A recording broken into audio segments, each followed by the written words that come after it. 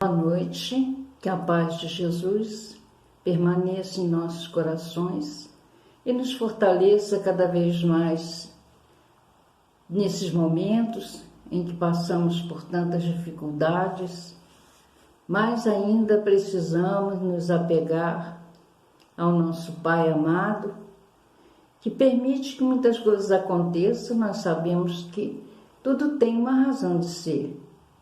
Não é à toa que passamos pelas situações difíceis, acima de tudo, para aprendermos a amar a Deus sobre todas as coisas e ao próximo como a nós mesmos. Portanto, o nosso tema hoje é aquele que perseverar até o fim será salvo. E aí nós começamos questionando o que seria, perseverar. Manter-se firme, continuar no trabalho ou pura e simplesmente esperar que as coisas aconteçam sem nada fazer.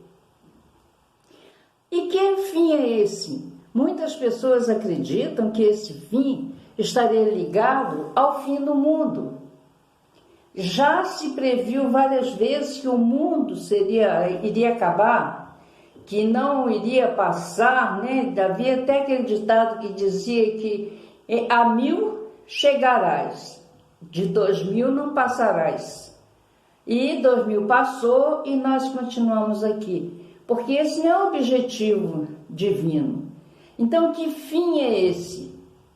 É o fim da transformação nossa, da mudança que precisamos fazer dentro de nós, porque tem que surgir do interior nosso essas mudanças, a acabarmos com o egoísmo, com o orgulho, que ainda nos atrapalha, que ainda nos entrava o progresso, e com isso atrapalha o progresso da humanidade.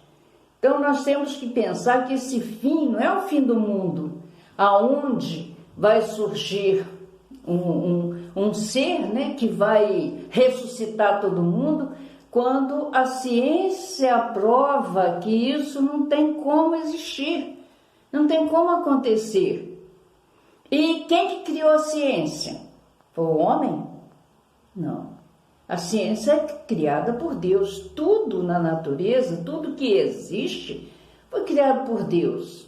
Só o mal que não. Nós que praticamos o mal por nossa livre e espontânea vontade. Então a ciência é divina. E a ciência não prevê esse retorno, que seria um absurdo. Não tem razão de ser. Quais as pessoas queriam ressuscitar? Todas as que desencarnaram desde que o mundo é mundo? É uma ideia muito absurda. As pessoas não param para raciocinar, que não tem como ser assim. E será salvo do quê? De si mesmo, das suas dificuldades, dos seus momentos, de vacilo, do egoísmo, como já falamos, que é uma praga que nos atrapalha muito, o orgulho e tudo mais. Então, que a gente possa vencer essas dificuldades e fazermos o melhor de nós. Estamos observando que realmente nós estamos caminhando para uma total transformação. Ou aceitamos mudar, ou não vamos conseguir vencer mais uma etapa, que as coisas ficam complicadas, ficam difíceis. Então, observamos, que Jesus já naquela época, ele percebia as dificuldades. Teria Jesus necessidade de vir se a gente tivesse tomado um outro rumo na vida da gente? Não. Ele veio porque percebeu que a nossa maneira de agir ia nos levar a situações muito mais complicadas. Então, se Jesus não viesse, não alertasse com aqueles companheiros que ficaram ao seu lado, que assumiram o compromisso de divulgar os seus ensinamentos, a gente estaria numa situação muito pior, E ele, naquela época, ele já percebia as dificuldades e as dificuldades também de pessoas que abraçassem realmente o que ele estava ensinando. Então disse assim, né?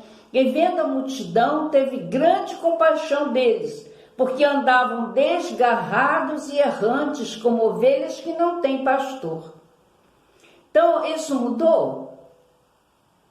Nem para todo mundo. Ainda tem muitos que são como ovelhas que não têm pastor, que não acreditam na situação por culpa da própria situação que o ser humano criou no passado.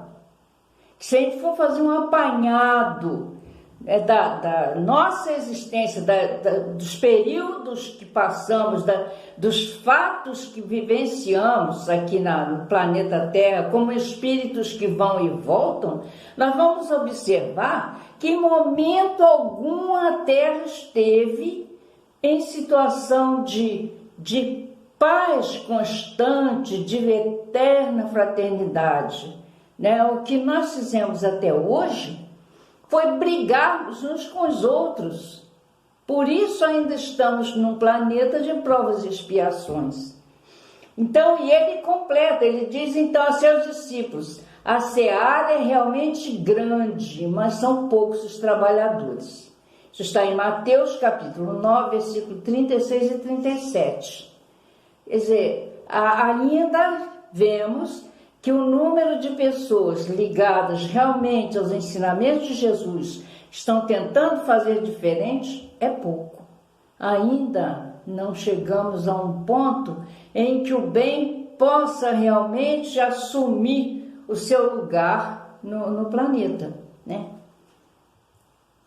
E observamos que no Evangelho segundo o Espiritismo, Bem-aventurados aflitos, no capítulo 5, o item 3, Kardec coloca da seguinte forma: o Espiritismo vem esclarecer que somente as existências anteriores podem explicar a desigualdade na divisão do bem e do mal entre os homens. Então, o Espiritismo vem explicando que essas situações nossas vêm de existências anteriores.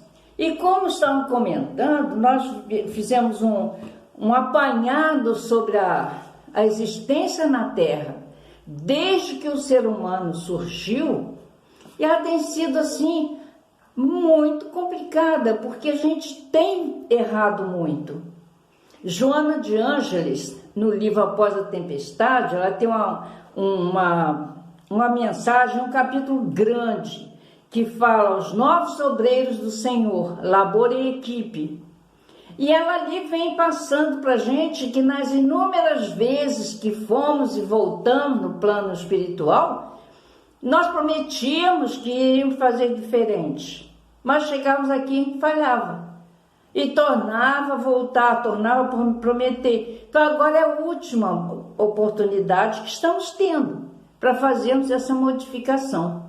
Então, a gente analisando, né, quando começa o planeta, quando começam os habitantes chegarem aqui, né, os seres humanos, a gente passa por um período de aprendizado na fase de planeta primitivo.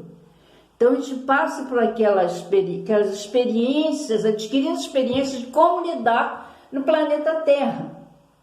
E quando chega no ponto em que já estamos preparados para caminharmos, aí é instaurada a escrita, né?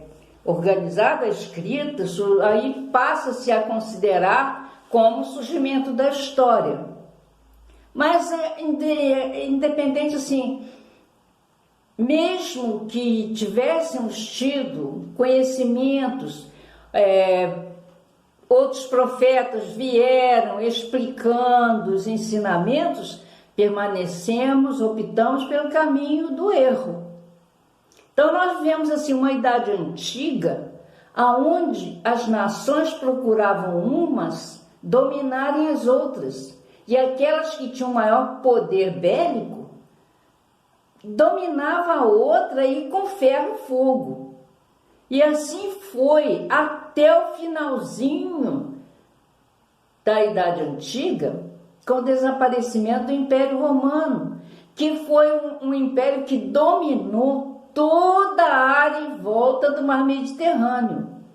E também dessa forma, sem levar em conta que eu não gostaria para mim do que eu faço para o outro.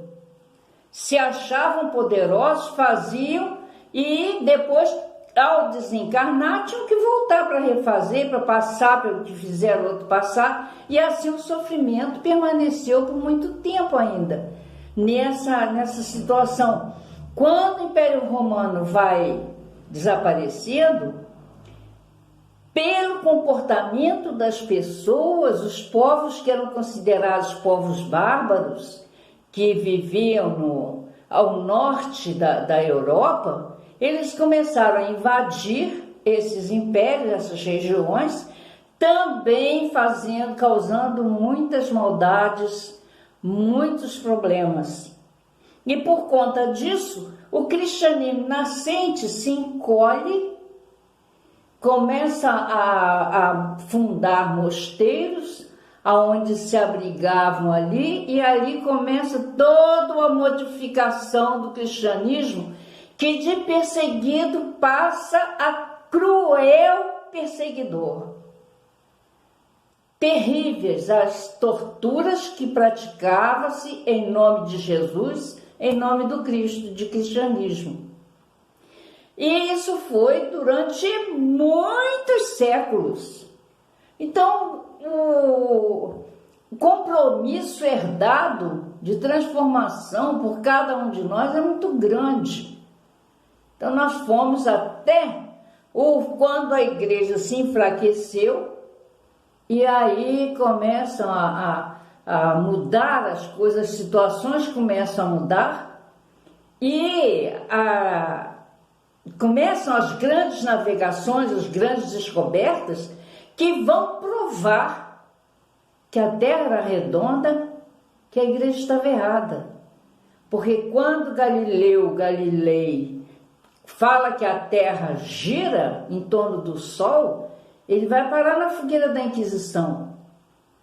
E ele então volta atrás, porque ele tinha coisas ainda para fazer, mas nessa situação de se contornar o planeta em navios, descobrindo terras que haviam para outros lados, provando que a Terra continuava mais além, não era uma coisa plana. Isso aí também enfraqueceu as ideias daquela época. E aí as coisas começam a mudar. Mas, independente disso tudo, dessas modificações, o materialismo estava gritante nessa época. E o que o ser humano faz?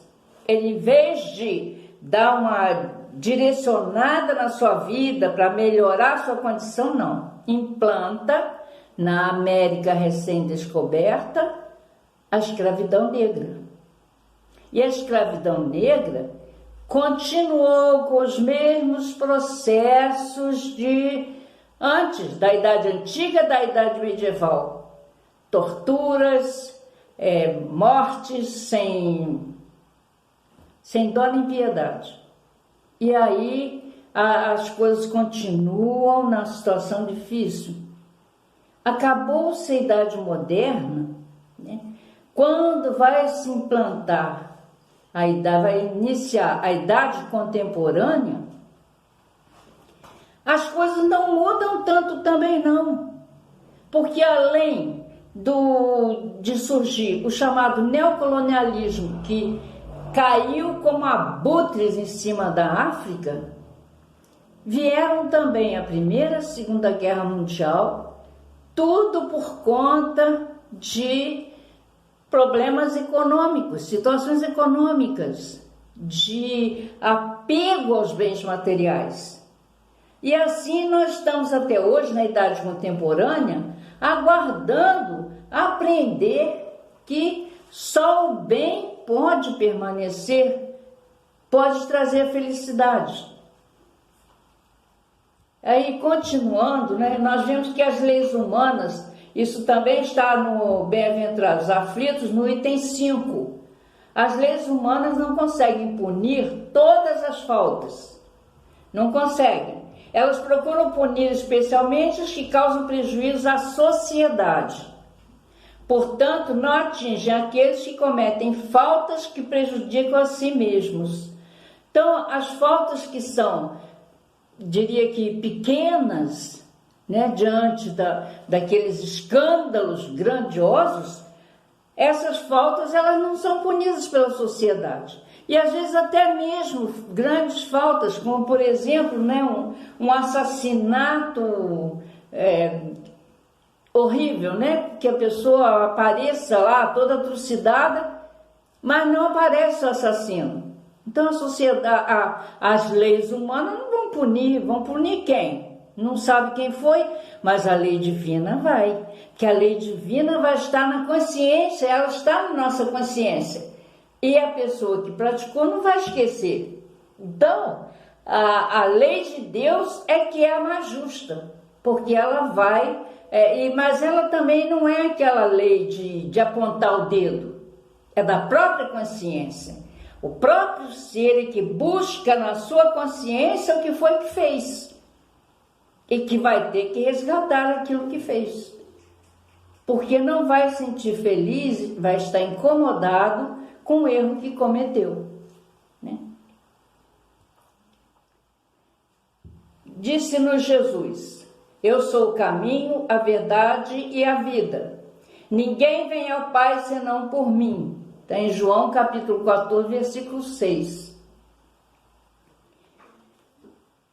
Jesus já estava prevendo a necessidade da gente ter, né, alguém a acompanhar as lições de alguém, porque ele veio realmente para abalar as nossas estruturas emocionais. Ele precisava fazer isso para que a gente acordasse, e levamos tempo para isso. Até hoje, agora que estamos realmente assumindo que queremos acompanhar Jesus. E ele fala: eu sou o caminho, a verdade e a vida. Ninguém vem ao Pai senão por mim. Aí tem pessoas que acham assim: Jesus é Deus, porque ele disse: vem a mim, mas não é por isso. Nós sabemos que é impossível Jesus ser Deus. Não estamos desmerecendo ele, não. Mas ele, para ser Deus, ele teria que deixar tudo para vir só para o planeta Terra. Não dá, né? É muita coisa para Deus estar se preocupando com um planeta só, porque são tantos. Então, o que ele tem, ele envolve todos nós. Ele não vai deixar de fazer isso só por causa de um, quando ele tem ministros que podem fazer isso, como foi com Jesus. Então, Jesus fala: vem a mim, porque é através do que Jesus ensinou. O que Jesus ensinou é que a gente tem que fazer, que a gente tem que praticar. E aprender com ele como se pode fazer. O que a gente pode fazer, né? É preciso, portanto, não ter dúvida quanto ao caminho. Ele não pode ter dúvida quanto ao caminho. Jesus é o caminho e tem que ser através dele. Essa história de que, porque fulano falou isso, ciclano falou aquilo, é o que Jesus falou, o que tem coerência, o que tem bom senso. Porque de resto, muitas das vezes fantasia que as pessoas criam. Então o caminho é Jesus, não tem outro. Não confundir quanto à verdade. Realmente, como nós estávamos comentando, né? Essa história de ressurreição não existe. Isso não pode existir. Está fora da verdade. A ciência não comprova isso. E a ciência é a criação de Deus.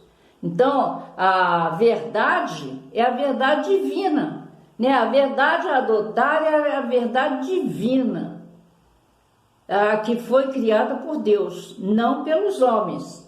Não se permitir esmorecer na vivência da vida verdadeira. A gente não se deixar levar por fascínios de coisas que não vão nos levar a nada, a lugar nenhum. A gente entender que o que temos que fazer é, acima de tudo, desejar para o outro o que gostaríamos que o outro nos fizesse.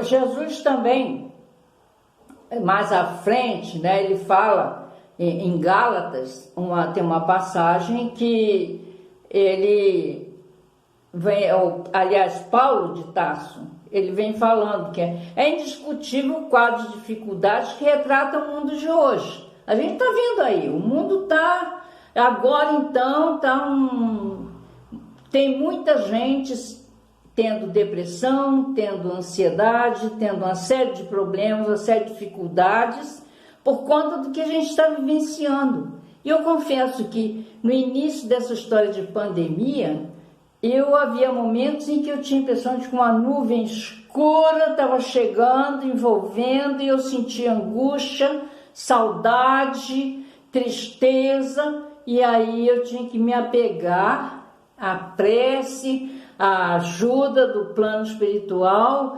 através da prece, das vibrações, através das palestras que estão sendo colocadas para a gente assistir, para ter suporte para superar, porque eu senti assim que realmente o mundo está sendo abalado. Estamos naquele momento de separar o joio do trigo, né? Então Paulo apóstolo nos ensina: não desanimemos de fazer o bem, pois a seu tempo ceifaremos, se não desfalecermos, se não desanimarmos. Então a gente vai seguir em frente e vai fazer o melhor se a gente realmente não desanimar, não desistir. Isso está em Gálatas, capítulo 6, versículo 9.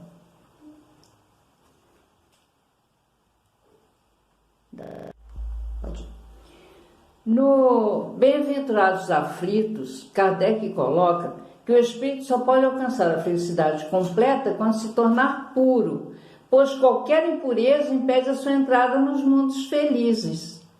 E aí nós lembramos daquela passagem de Jesus, em que ele conta aquela parábola da festa de núpcias, e que ele relata ali o que realmente aconteceu, que as pessoas que foram convidadas naquela época, nem todas aceitaram os ensinamentos que Jesus, nem todos aceitaram o caminho que ele estava propondo, né? E durante a festa, quando aparece aquela pessoa que não estava com a roupa nupcial, então ela é convidada a se retirar da festa, e é falado, né, que haveria pranto e ranger de dentes. E a gente fica pensando, por que uma roupa nupcial impediria uma pessoa de estar numa festa assim?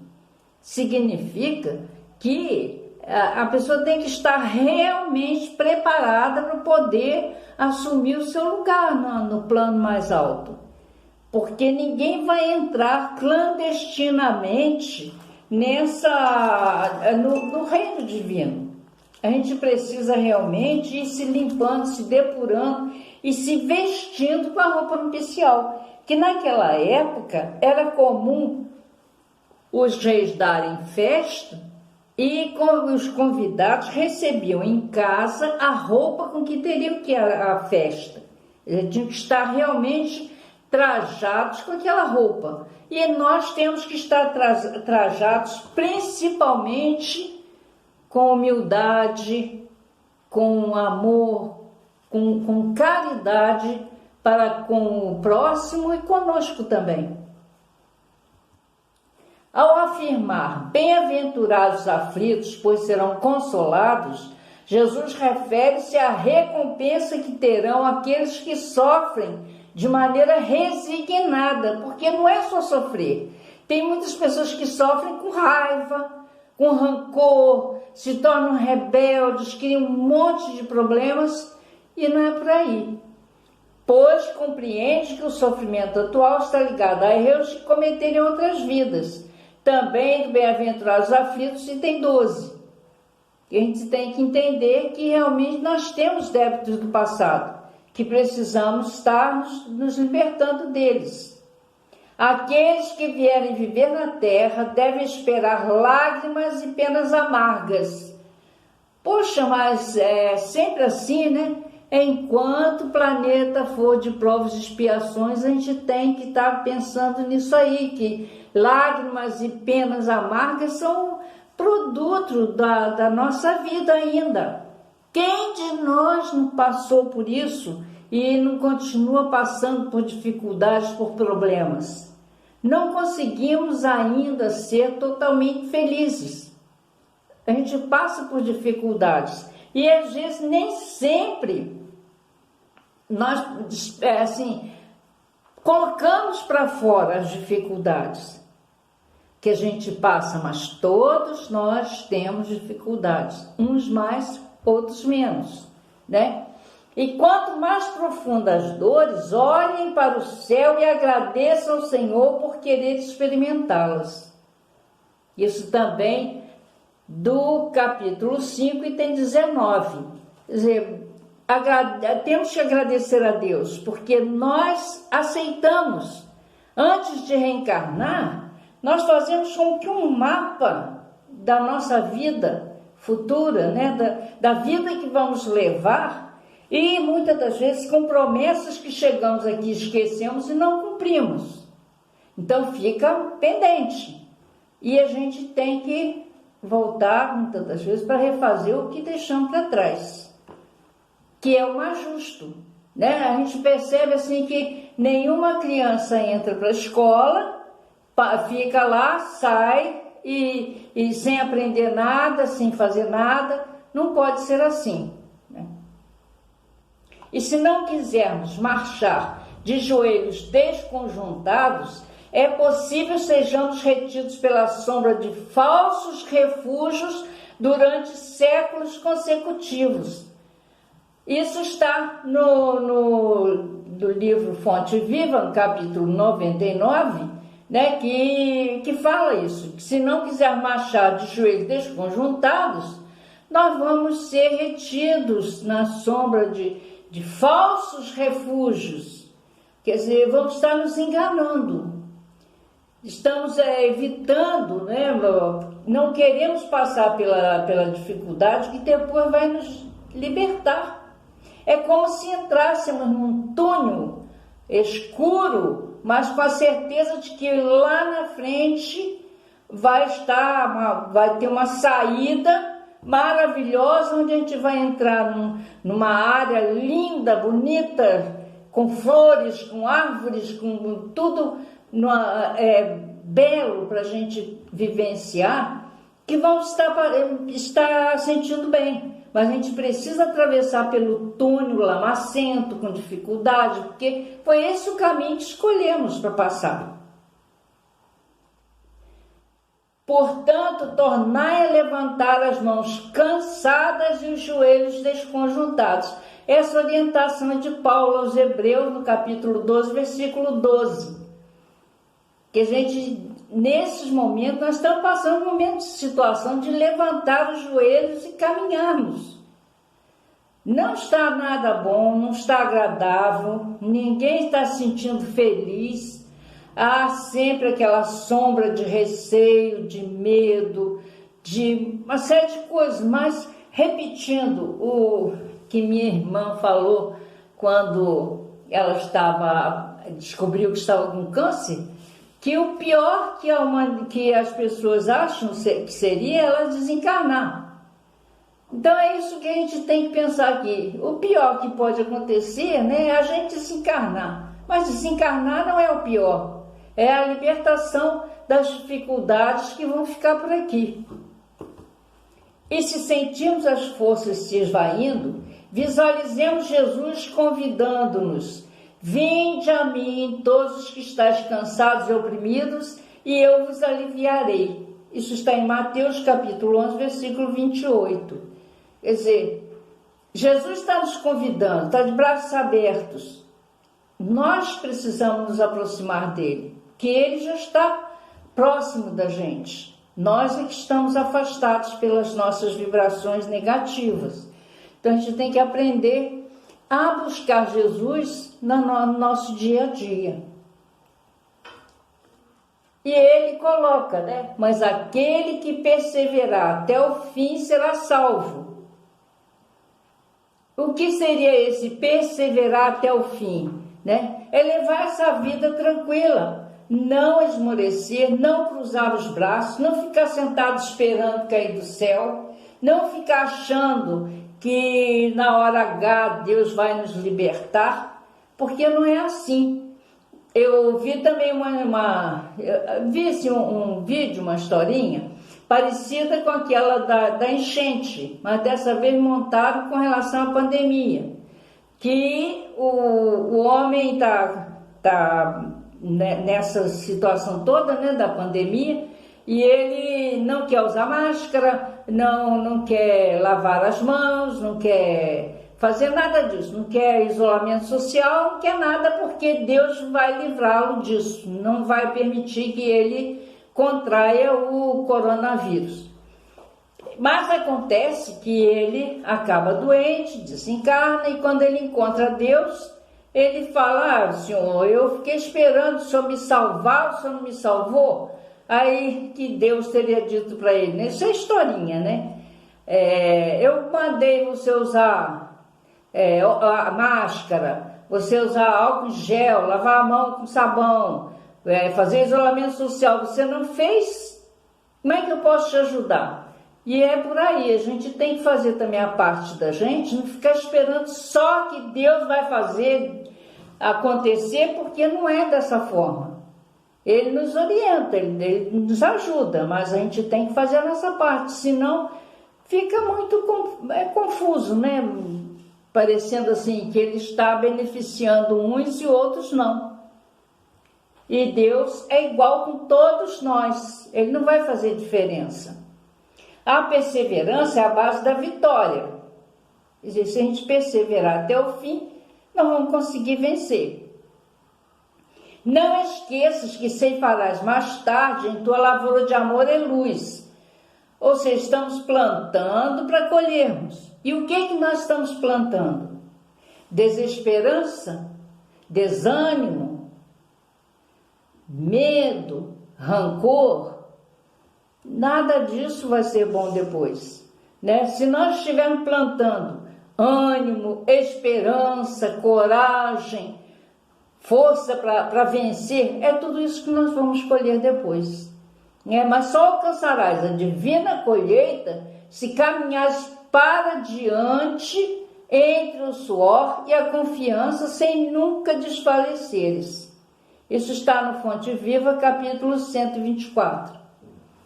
Que a gente, então, tem que permanecer firmes, fiéis, para conseguirmos vencer as dificuldades que estão por aí. Realmente nós estamos sentindo que estamos no fim do mundo, mas no fim do mundo, desse mundo velho, carcomido, cheio de coisas ruins que deixamos para trás, e que é preciso que ele resplandeça de uma maneira firme, uma maneira melhor, onde cada um de nós possa se sentir em segurança. Eu tinha muito receio de uma terceira guerra mundial, porque eu já tinha visto comentários sobre Apocalipse e tudo mais, e que um dos comentários é que haveria uma terceira guerra mundial. E quando o Trump manda matar aquele guerrilheiro lá num outro país, eu tive receio, porque foi assim que surgiu a Primeira Guerra Mundial, foi de uma maneira assim parecida. E fiquei mais aliviada porque eu percebi que até dentro do próprio país dele, as pessoas não compraram a ideia dele. E ele foi inclusive ameaçado de impeachment. Então, ele teve que se recolher e parou com essas coisas de querer, de repente, fabricar uma guerra na tentativa de se darem bem. Mas vejam bem, se houvesse uma terceira guerra mundial, os países envolvidos não iam usar a bomba atômica? Ela destruiria o planeta. Mas Deus, na sua infinita sabedoria, permitiu que um vírus que ninguém enxerga, ninguém vê, como eu ouvi um repórter falando, né? Ele não sabia o número do telefone do vírus para poder ligar para ele e saber se ele ia atingir, quanto que ele viria para cá para atingir a gente, né? Ele, na brincadeira, falou isso. Realmente, você não consegue ver o vírus, não consegue, pode ter arma mais potente, mas você não enxerga ele, como é que vai atirar nele? Então, mas isso aí envolveu o planeta inteiro, o mundo inteiro praticamente está envolvido nessa guerra contra um ser invisível e que fez com que países que a gente nunca imaginou que fosse acontecer, aconteceu de países estarem ajudando uns aos outros.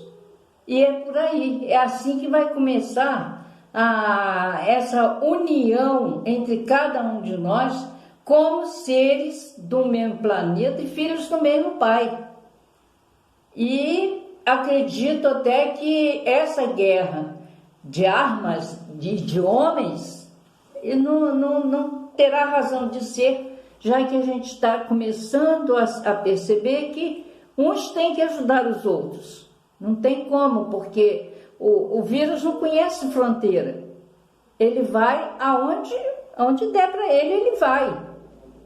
E as pessoas vão ter que realmente reconhecer que só realmente se unindo é que a gente vai conseguir vencer essas dificuldades. E é por aí que a gente possa despertar cada vez mais e vencer esses momentos difíceis, fazendo o melhor de nós sem desfalecer, seguindo em frente, confiante, enchendo-nos de esperança que haverá um mundo melhor, em que vamos estar bem, em que todos nós estaremos juntos, lutando por uma situação melhor, por um mundo melhor. Que Jesus nos ampare, nos abençoe, nos dê muita força, muito ânimo para continuarmos a nossa tarefa. Muito obrigado, fiquem em paz.